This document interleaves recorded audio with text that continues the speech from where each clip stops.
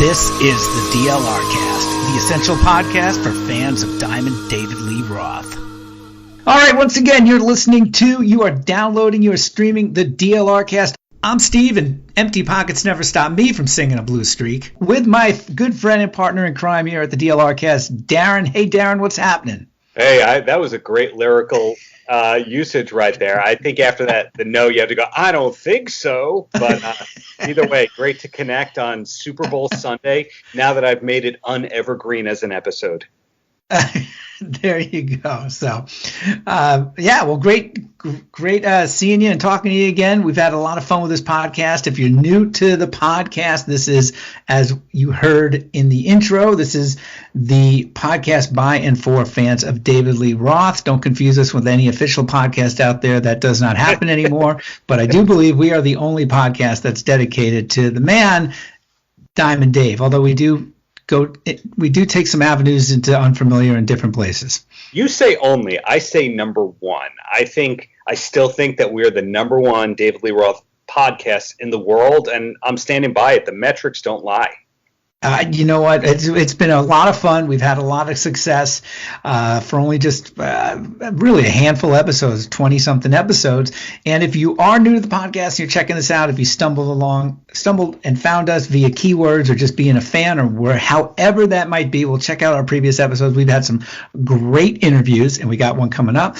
But we've had some great interviews of late. Last episode before this was Doug Broad, author of They Just Seem a Little Weird, How Cheap Trick, Kiss, Aerosmith, and Stars changed rock and roll. Before that, we had Steve Brown of Trickster, and it's been a hell of a lot of fun, Darren, to say the least.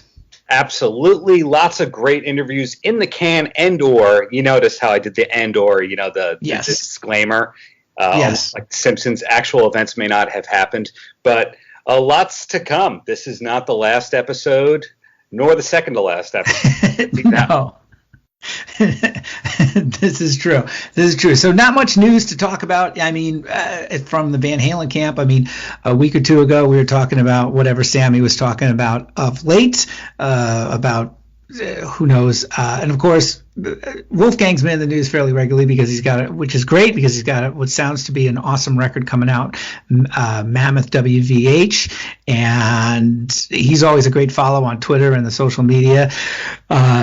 So I'm really looking forward to that. And, of course, as far as Dave is concerned, I was chatting with somebody recently, and I think you and I may have talked about this a couple weeks ago, too, and that is Dave living in Japan right now? That is a good question. Has been during the pandemic, we should say. I'm seeing it go both ways. That LA Times article, was it, that was in his house when he was painting? Would tell you otherwise, but then our earlier interview with Mitch Schneider would tell you that Dave stages some of his photo opportunities, but at the same time, I thought Japan was restricting everyone that wasn't a citizen, but at the same time, I think that David Lee Roth would have whatever's visa is needed to be there. So many questions. Yeah, absolutely. And when he, as I've heard him say once before, when he is gone, he is truly gone. So when he drops off the radar, we're still seeing the artwork pop up on social media, but that's it. Yeah, I don't know what the answer is. Thanks to the person who gave us the tip that he may be abroad. That person, I don't know if he wants his name said, has lived around the Pasadena area, and somebody around Dave's house, managing Dave's house, had given him that tip. I don't want it to seem like we're the podcast that camps out outside of David's house, but it's a famous mansion. I didn't really know this kind of stuff until our Greg Renoff interview, where he was talking about movies that had been filmed at that house. Right. I forget which oil tycoon family Dave's father bought the house from, and Dave eventually bought or took over. I think maybe his siblings co-own it with him. Yeah, I heard his sister lived there for a while too, and I had no idea the backstory on that house until we had Greg on the podcast. Just fascinating stuff, which makes us sound like we're stalkers. But hell, you're in New York. I'm sitting here in Minnesota where it's negative 12 degrees on Super Bowl Sunday, so I couldn't tell you where I know where Pasadena is, but that's as far as it goes. So, like we always say, we're fans, but we're not fanboys. Yes, you have to make that distinction. But bottom line is there's a lot of great people listening to the show. Always love to get the comments and find out what people think. One of the first episodes we put up where I was endlessly talking about the 1999 MTV Finland concert. We had a great listener named Lars who was saying, I was at that show and I'm holding up this particular sign. So it's one of the greatest feelings in the world when you do something like this for fun, you put it out there and somebody actually responds to it and knows what you're talking about. So yeah, we have some of the greatest listeners possible. That is so cool. Very cool. Well, we got another great interview coming up. We've got Jeff Cardoni, who is this guy is an amazing musician and composer. Let's go through his credit as far as the work he's done in television and movies, but he's got some serious shred cred as far as hard rock, Van Halen, and David Lee Roth are concerned. And it was a fun interview. It's fun. Definitely, you guys had a great conversation. Thank you. Sorry to leave you out of that one. It was a random time availability thing, but I first encountered Jeff, I'm going to say 6-7 years ago. The company that was promoting a soundtrack that he composed said, do you want to interview this guy? I Googled him and I went, he was an alien crime syndicate? What? And, spoke with him then, and a couple of years later, he has more credits. And then over the next few years, I'd be watching all these shows and it'd say composed by Jeff Cardoni, and he's composed for some of my favorite TV shows over the last few years, like Silicon Valley, the Mike Judge Show, AP Bio, which has Dennis from It's Always Sunny in Philadelphia, the new Saved by the Bell reboot, which is 80 times better than you'd think it would be. I'm not kidding you. I am not kidding you. But at any given time, Jeff has 4 shows on the air. You'll watch him like, he did that too? Like, can somebody else get work, or is it just all going to Jeff? Yeah, if you go to if you look him up on Wikipedia, I mean, from 2000 on, there's just a slew of a slew of movies he's worked on and TV shows. I mean, it's pretty amazing. And it was great to hear you guys talk about the fact that how much he loves guitar. And I mean, you guys talked a little bit about one of my other favorite guitar players, Nuno Bettencourt, and Extreme, and just it was fun to talk about. I think everybody will enjoy it. There's other TV composers who I know and or know of who are also shred. What did you say? Shred cred? He's got shred cred. In other words, he knows what he's talking about when it comes to the our favorite kinds of guitar players. Well, I know at least of another one who has shred cred, and it's really refreshing to hear composers who write, even if they're writing things with strings and horns that are very complex, that they grew up on the same music that you did. And in the case of Jeff, he's not the kind of guy that you say David Lee Roth and then he, shows you his forearm has an Eat 'Em and Smile album cover on there. It's not like that, but clearly knows every song by David Lee Roth and can play it. He's just extremely a modest guy. And after the interview, we were talking a little off mic, and he said, my friend is the biggest David Lee Roth fan. I go, oh, would I know your friend? And he named the producer on a really famous cable show. No kidding. Hopefully that'll lead to an interview. But the bottom line is, wow, nice guy, does a lot, knows his Roth and Van Halen, yet has also evolved, just like DLR. I love it. And a serious musician, too. I mean, I'm very envious of anybody with that kind of talent. Yeah, I mean, he struggled, as he talked about in this interview. I think he said, he's 30 and he's moving back to Pennsylvania or speaking with his parents in Pennsylvania with the kind of, what are you going to do with your life? So it's also a good story to anybody who isn't where they think that they should be, especially after they've had a record deal or a brush with a record deal, that there is not a set timeline. And I think that I'm putting words in people's mouths. I think most people would kind of kill to have the career that Jeff does, but obviously he's a nice guy who put in the work and did it himself as opposed to relying on a team or something of that nature to get to where he is now. That's awesome. We certainly appreciate him making the time to talk with you for the podcast. That's for sure. Yes, hopefully more to come. And yeah, thanks for tolerating another episode of me pushing you out of the way and hugging all the limelight. All good, my friend. All good. Yeah, so thanks for listening, and we hope to give you more content soon. Again, this is not the second to last episode, or the third to last, as far as I know. No. Enjoy, folks. Take care. Is that a Van Halen 2 hat you're wearing? No, it's this charity. This my friend Kay Cannon is director, and oh yeah, Jason Sudeikis. They have this charity called Thundergong, so I ordered the hat. Anyway, that looks like the Van Halen 2 logo, right there. Yeah, it's definitely Van Halen influenced. Yeah, I just came in the mail yesterday, and I was like, so is Kay the Van Halen fan, or is Jason the Van Halen fan there? That's a good question. I'd say Jason. I think he puts the thing together, the concert. Kay had a fundraiser the last few years at her house because she lives pretty close, and so that's how I found out about it. But yeah, it's cool. Gotcha. Well, speaking of Van Halen and all that, like, did you start off as a shredder kind of musician and fan? Well, yeah. I mean, first remember that movie Shine with Jeffrey Rush? Okay, that was how I started off playing piano. Oh. So my whole childhood was charting in at 5:30 in the morning playing piano, Yeah. But then as I got into high school, I was totally a rock freak. And I first started on drums. Like as I was still doing piano, I made a deal that I would play piano if they got me a drum kit. So my dad loaned me the money to buy a drum kit.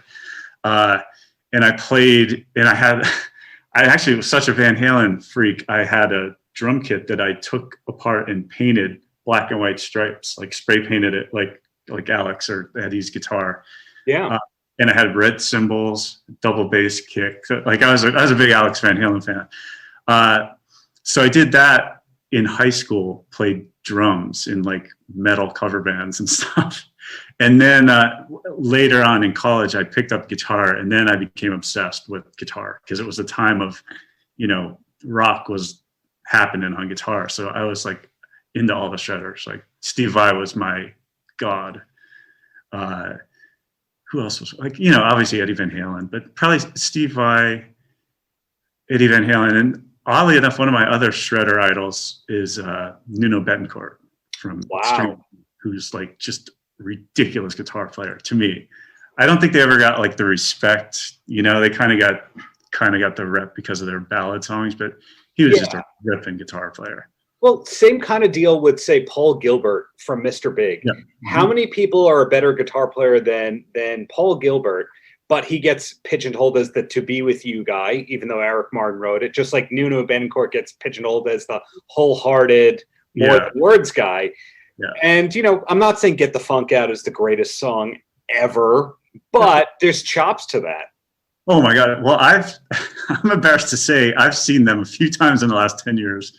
Wait, what's embarrassing about that? Oh, no, it was freaking awesome. They're one of the best live, because, I mean, a lot of that stuff, a lot of the hair stuff, to me, doesn't hold up too well now. It had its time, but when I see a lot of it or I listen to a lot of it, I'm like, oh, the lyrics are pretty dumb in some of it. And some of it's for every Van Halen, there was 3 tiers down that some of the bands weren't quite as good. You know what I mean? They got kind of watered down, but to me, Extreme, the musicianship and the songwriting and the live was just insane. So seeing them play, I saw them on the 20th anniversary of Porno Graffiti, and they played the album front to back, and it was unreal.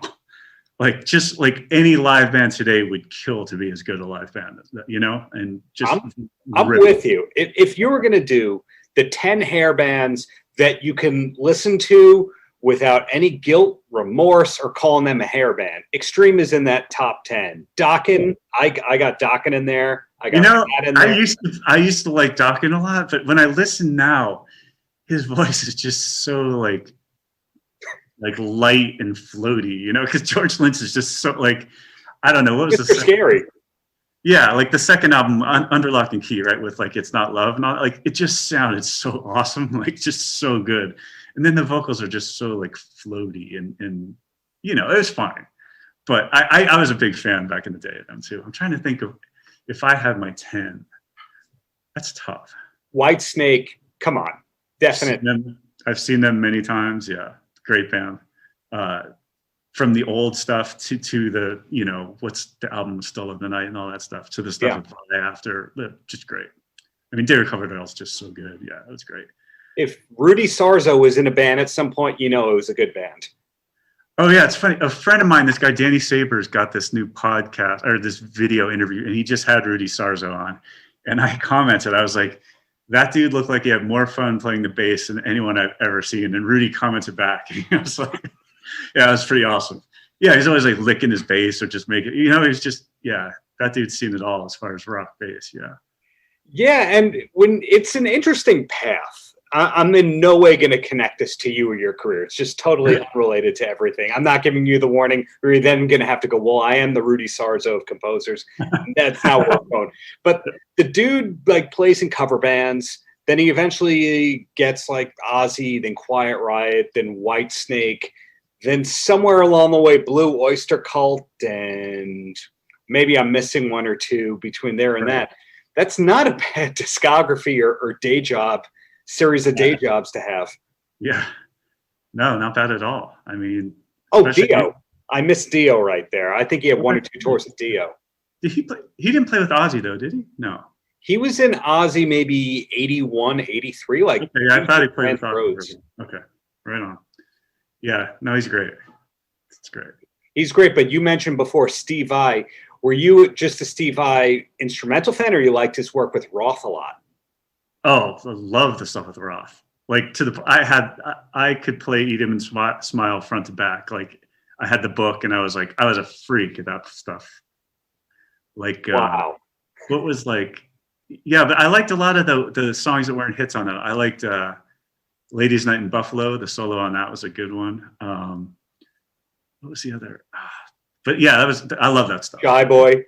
Yeah, I mean, Shy Boy, Tobacco Road and all that. Yeah, that was great. That was, because again, like I guess over time your tastes change and your perspective changes, you know, but at that point in time, it was like guitar gymnastics, you know. I mean, there wasn't, you know, a lot of that stuff, it was technically ridiculous, but there wasn't as much feeling, you know, there wasn't as much emotion in a lot of that, you know, I mean, Yngwie Malmsteen is a ridiculous guitar player, you know, but like after 5 minutes, I'm kind of bored because I've heard enough sweep arpeggios to last for the next 20, you know what I mean? Sure. I appreciate it, and you know, and it's great, you know, but after a point, like it's musically boring to me, you know. Although I did like Joe Satriani as well, because I felt like he was, and Eric Johnson, because I felt like they also hit the emotion beyond like their technical wizardry or whatever, but they also can get to the emotion of it all, the musicality of it all. Sure. You know, like you could sing a lot of Joe Satriani songs. You can hear the tune and know that there's a tune there. You know, it's not just the solo. It's the tune really good. Where Vai, I love a lot of his stuff, but a lot of it's pretty inaccessible. Like it gets very Zappa-ish, and it gets very music, you know, very music nerd-ish, and it's you know, it's a harder listen. And I, in fact, went to Disney Concert Hall a couple of years ago, and because Steve Vai was part of this classical thing. Really? He had a classical piece performed where he was with the orchestra and he played guitar. And I'm sad to say, I didn't think it was that great. And I'm like the hugest fan in the world, but it just, some things aren't meant to go together. And for me, that was one of them. When you say that you could play Eat 'Em and Smile front to back, does that mean that you could do the talking guitar bit from Yankee Road? I mean, I knew how to play it. I could do my best version of it, but I spent hours and hours learning all that stuff. Yeah, I mean, yeah, that was, to me, that album was great because it had humor, it had really catchy songs, like ridiculous musicianship, and it was just like a moment in time, you know? Well, I'm a big Skyscraper fan. Did you follow him to that record too? Yeah. Like, what was your tail off point? Was it She's My Machine, like a lot of people say it was? No, probably after Skyscraper, there were some good songs. I liked Damn Good. That was on Skyscraper, right? Yes. That was a great tune. Some of it was a little slick. I didn't like the Just Like Paradise. I mean, it was okay, but I felt like Eat 'Em and Smile was a little more raw, where Skyscraper was so slick and produced. But there were a bunch of good songs on there. I just can't remember. Was that Hot Dog and a Shake? Right? That was one of them. Hot Dog and a Shake was on that record, I believe. The Bottom Line is my scratching my head, like mind blown kind of song. Do you know that one on Skyscraper? Yeah. I don't know how they could perform that live, yet the Matt Bissonette could do the Sheehan stuff not flinching. Right. Yeah, there was a thing, there's a bowling alley out here called Lucky Strike. Mm-hmm. And before this all happened, they would have this Thursday night jam night. And the house band, a lot of times Billy Sheehan would be in the house band, so you'd go and see. And there was one time, I think it was like 3 years ago, but there was a rumor that Eat 'Em and Smile band was going to play. And apparently they pulled up in a limo outside. And I was so pissed because I had to go out of town it was like around Thanksgiving. So I wasn't going to be there. And I was so pissed. But I'm just texting my friend who was in line the whole time. And they were showing up to play, but fire marshal shut them down and they wouldn't let them go in. Yeah. So. It makes you think if it was like a David Lee Roth publicity stunt kind of thing to get it shut down. Because I would have done it, but No, but Vi had played there a few weeks before, so I've seen them all there. So it wouldn't have been that much of a shocker to see them play, and it would have been cool. I mean, I would love to, and I can't believe they never put it together again after that. But right, I mean, everyone seems to be friends from that group, and I had the pleasure of interviewing Matt and Greg Bissonette like a month or so ago because they have a new band called the Redcoats. Yeah, and speaking with Bissonette, you realize he's played on so many things you don't realize that he played on. Both the Bissonettes played on all those musical cues for the show Friends. And I didn't know that. Yeah, there's a cool video. I can send you a link to their last day in the studio, which is a cool thing they sent me. But they did that. And Greg Bissonette was on the Pat Boone record, the Pat Boone metal album. Well, I just saw, maybe less than a year ago, I saw at the Baked Potato here at Jazz Club. Yeah, and Matt Bissonette played drums, and I didn't know he was. It was Steve Lukather was playing guitar, and then Jeff Babco on keyboards, and Bissonette on drums. And I didn't know he was like a jazzer. I didn't know he could do that stuff, and he was awesome. It was cool. Well, what I was getting at is, has anyone from any David Lee Roth band incarnation wound up playing on the score of anything? Long shot here, but you never know. Well, Steve Vai played on Bill and Ted. Oh, wow. Yeah. On the first Bill and Ted. Well, I mean, something that you did.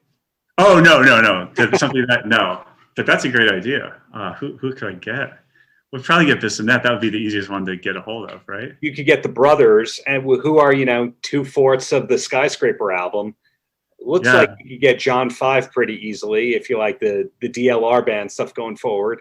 Oh, that's right. I never heard that. I just heard on your podcast that I listened to that episode. Thank you. And I didn't know that he did an album with David Lee Roth. Yeah, those are the songs that have been coming out through Roth's comic book and all the online stuff. It's an album that, depending on who you ask, him and John 5 made an album in 2007 or 2013 or 2014. No one knows when it was made, but he did that, and then he was on the DLR band album in '98, which he did guitar and bass under alias. Really? Yeah. I didn't know that. Yeah, I wasn't as familiar with John 5. I've seen a lot of his videos recently because he's really good. I'm good friends with Fred Corey from Cinderella. Yeah. He's always just like, John 5 did that. John 5, he's just raving about how good John 5 is. So I've checked out more of his stuff, and I'm like, damn, yeah, dude's good. Have I read correctly that Fred has become a composer and is right for that's how he became friends with him. Mm-hmm. So then that was going to be one of the other things I asked you. Are you the kind of composer that hangs out with other composers or wants nothing to do with other composers? No, in the beginning, I did not hang out with other composers, but then I realized we're all a bunch of weirdos, and it's better to hang out. We're like the only ones who get each other, I think we're all insecure and, don't want to give away, we're all competitive, but I realize that's stupid, and it's better to hang out with people you have stuff in common with and you have common interests. And I just realized a lot of people that I gravitate to are composers because we kind of all see the world the same way, And I've also kind of just realized, I've been in this long enough to realize that you kind of can't, like, yeah, we're all competitive, but we all get our moments, and you can't be jealous of someone else's success. You kind of got to be happy when someone else gets a victory, because it wasn't your victory anyway. You know what I mean? It's like, and it all comes around, and going through life, just being envious of people is just a shitty way to go through life. I mean, it's just for sure a fulfilling way to live, So yeah, I guess I grew up a little bit as far as that goes as the years have gone on. And it's better, because I mean, almost everyone I talk to is a composer now, for better or for worse. But yeah. Well, bring it back to Ed Van Halen for a second. With all the obituaries that have come out and the tributes and all that, it seemed like he only hung out with lead guitarists. It seems like all of his friends were guitarists, and he was not jealous or in fear of losing a gig. And seems like the case with Lukather and all the other geniuses. Yeah, I guess so. I mean, I would venture to say they probably, when they were early on in their careers, they were probably a little more attitude and a little more defensive about that. But yeah, I mean, geez, Lukather's played on probably more things than anyone in history, I bet, like that we've not even known some of the stuff. I mean, it's just ridiculous when you look at all the stuff he's played on. For sure.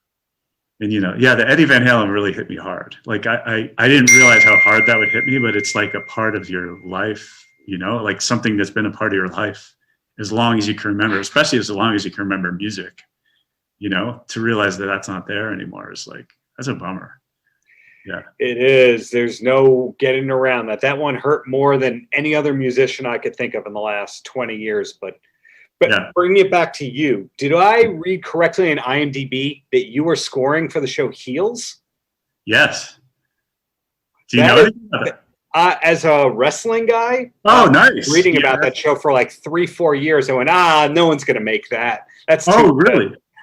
I'll tell you what, I'm like so excited about this thing. Yeah, I mean, it's because it's not a comedy. it's a drama, and yeah, I've been for the last 10 years saying my goal is to do a sports movie, like a sports show. I mean, that's because I like doing emotional music. Some people like doing big action music. I like music that goes for the heart. And I feel like in a sports show or movie is the one place you can actually do it, and it's okay to do it. You know what I mean? And so when I read the script for this, I'm like, oh my God, it sounds perfect. I kind of liken it to like Friday Night Lights meets, I don't know, it's good. So yeah, I did it. I got a friend who's a music supervisor, this guy Jonathan Leahy, and I hunted it down, and I got a chance to demo, and I read the script, and I wrote a piece of music that got me the gig. I mean, from reading the script. So, and not going, as far as they're still shooting, but right, the tune from this piece I wrote is still like the main theme of the show. So we'll see what happens, but it looks awesome. I mean, it's still early. Like, COVID has definitely changed because I think they were supposed to start in June, and then it got pushed, and they started in, I forget, October maybe.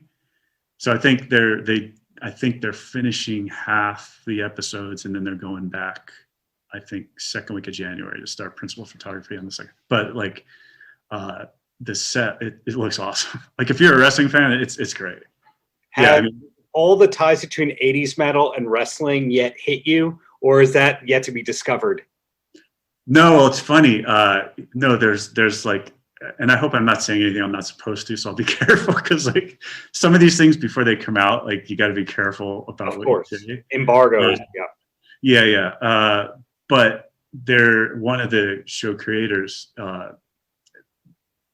his brother's a musician, and they created, like, there's a lot of thought going into the intro songs for these wrestlers that come out, and there's definitely some metal going to exist there. And his brother wrote a song, and it's, if you like, it's really good.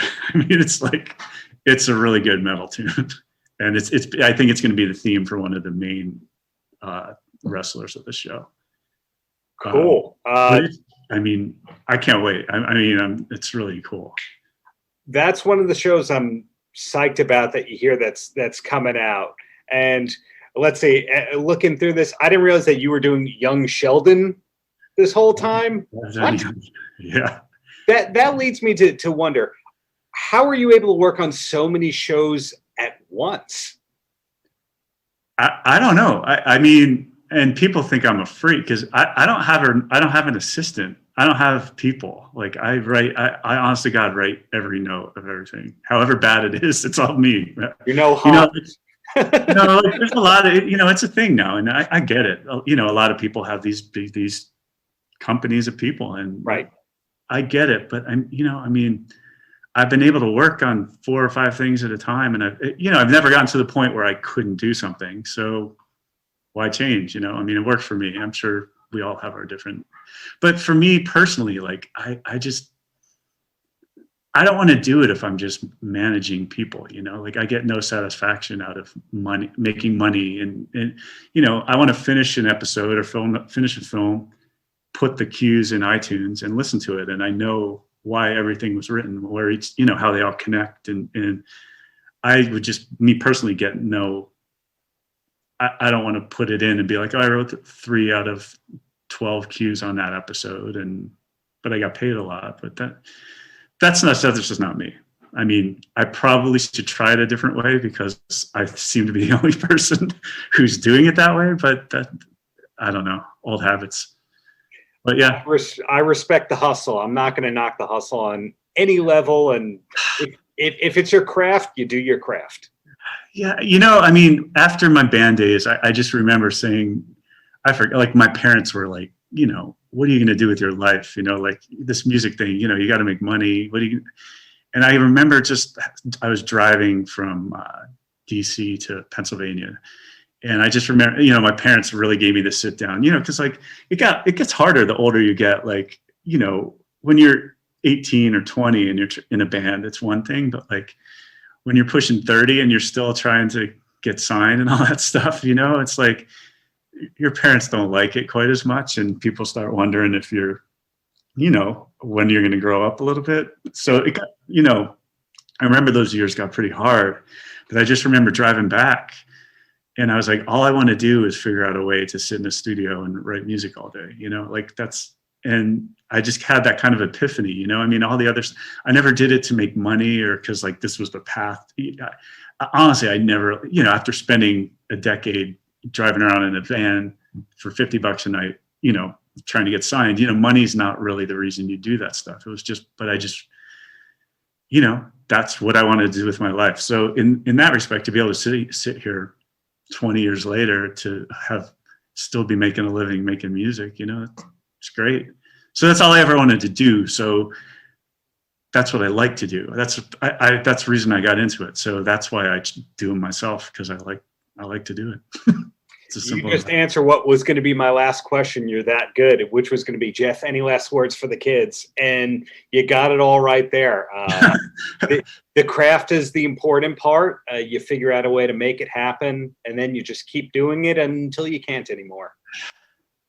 Yeah, it's well, I always thought you get somewhere and then you're there, but I realized somewhere along the way you're never there. It's like it's a constant journey. There are constant steps. There's constant victories and a lot of freaking losses, and you just dust yourself off and you try for the next one. And but that's great.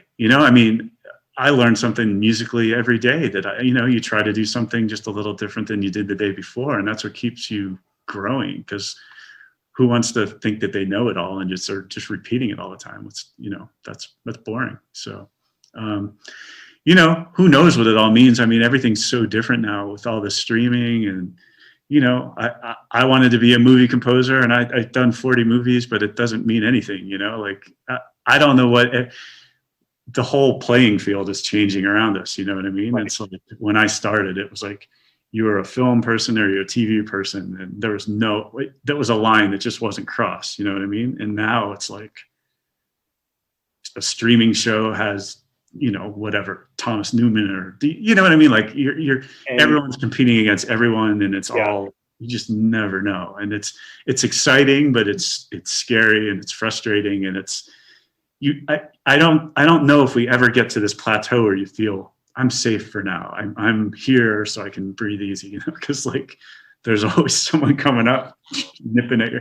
And now that's the other thing. Like, I suppose I'm not like the new guy anymore, you know? So then you realize, oh, whoa, there's this 25-year-old who just got this big movie and they're the hot shit now. And it's like, you have to figure, you know what I mean? Like, you just your ego is constantly put in check, and it's good. I mean, it's exciting, you know, and there's a lot of great stuff, and there's a lot of different viewpoints and different stuff that's people do things that you wouldn't do. And like, I don't know, like I listened to the Tenet soundtrack a bunch from Ludwig, and it's just fucking mind-blowingly good. It's like, I don't know how he did some of it, and I just like, and it's cool. Sometimes it's great to just get floored by something, and you're just like, that is so good, I just want to quit, you know? Well, because we need that. You can't get complacent, you know? It's like, I would say to worry about what you're saying if your last film credit was Just Friends, but yeah.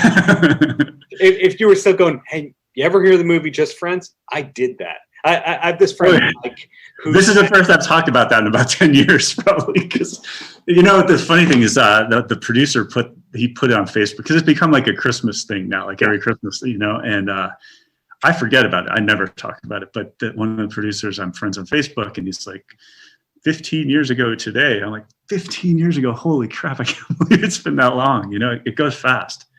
Yeah, I mean, it all goes fast. Well, you never want to be that person who's hanging the hat on the one film credit from X number of years ago, and then you have to describe what happened in the film for the people to get the context of it. So fortunately, you know, if you go, well, AP Bio and Young Sheldon, et cetera, et cetera, et cetera.